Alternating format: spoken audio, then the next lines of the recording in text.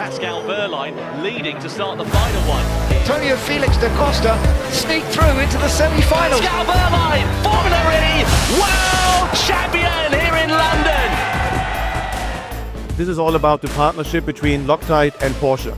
The top level, it fits to what we do on public roads. It's a part of our DNA. And therefore it's logical that we do electrified motorsport. And we are technology driven. We want to win. If we go racing, we want to win.